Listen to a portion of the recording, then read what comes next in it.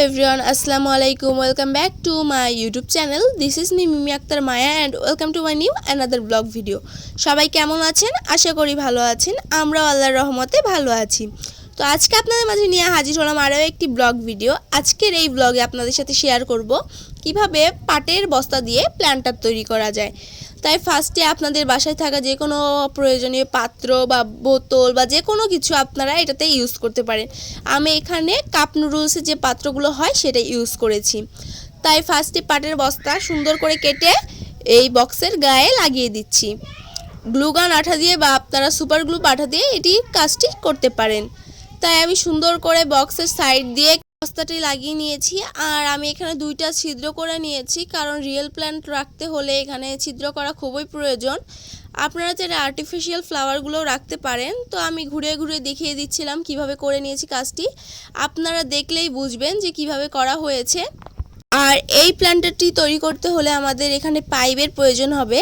আমি এখানে এই টাইপের পাইপগুলো ইউজ করেছি। আপনারা চাইলে বিভিন্ন রকম পাইপ পাওয়া যায়, সেগুলো ইউজ করতে পারেন। আর এই পাইপটি আমি সংগ্রহ করেছি আমাদের যে ক্যালেন্ডারগুলো থাকে সেই ক্যালেন্ডারের নিচে এরকম টাইপের পাইপ থাকে। আপনারা চাইলে সেখান থেকেও নিতে পারেন, আর না চাইলে অন্য যে কেনা পাইপ থাকে সেগুলো ইউজ করতে পারেন।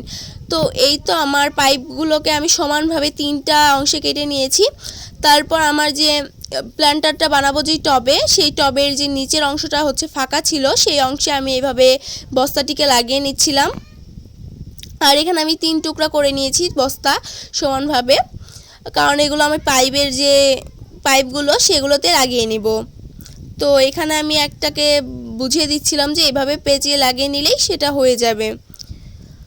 তো তারপর আম্মু এখানে হচ্ছে যে টপটা তলা ছিল সেখানে গ্লুগান আঠা দিয়ে ভালোভাবে বস্তাটাকে গোল করে নিয়ে লাগিয়ে দিয়েছিল, যাতে দেখতে আরও বেশি সুন্দর লাগে।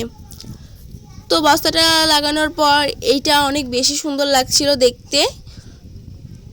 তো ঠিক এভাবে লাগিয়ে দেওয়ার পর যে বাহিরে অবশিষ্ট অংশগুলো ছিল সেগুলোকে কেচি দিয়ে এইভাবে কেটে দিতে হবে, যাতে আর কোনো বাহিরে কোনো কিছু না বের হয়। তো এভাবে সুন্দরভাবে বাহিরের অংশ কেটে দিলে আমার ফুল প্ল্যান্টারটার টপটা রেডি। তারপর এই পাইপে গ্লুগান আঠা দিয়ে সেম প্রসেসে বস্তাটাকে পাইপের সাথে লাগিয়ে নিতে হবে। তাহলে এভাবেই 3টা পাইপ আমি রেডি করে নিব। তো একইভাবে বাকি 3টা পাইপে বস্তা লাগিয়ে নেওয়া শেষ। এখন ঠিক দেখতে আমার এমনটা হয়েছে, আমার প্ল্যান্টার বানানোর অর্ধেক কাজই শেষ। আর আমি একদমই বানাইনি, এটা আমার আম্মু তৈরি করেছে, আমি শুধু ভিডিও করেছি আপনাদের জন্য।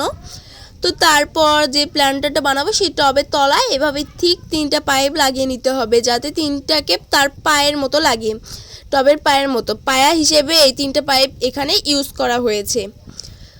তো সুন্দরভাবে টবের স্টিকগুলো লাগানোর পর চেপে চেপে ধরে লাগিয়ে দিতে হবে, যাতে খুলে না আসে। যেহেতু পাইপ অনেক পাতলা হয় সেহেতু খুলে আসার সম্ভাবনাটা একটু বেশিই থাকে। তো ভালোভাবে চাপ দিয়ে ধরে লাগিয়ে দিতে হবে।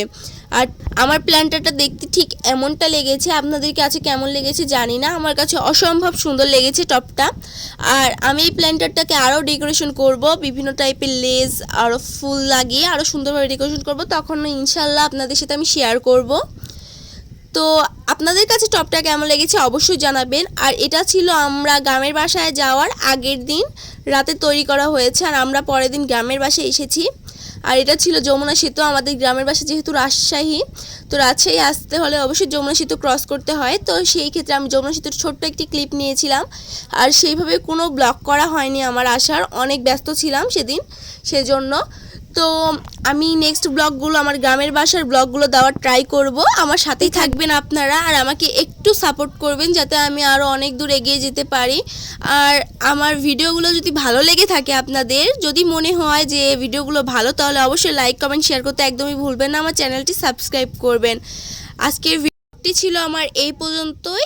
সবাই ভালো থাকবেন, আমাদের জন্য দোয়া করবেন। আল্লাহ হাফেজ।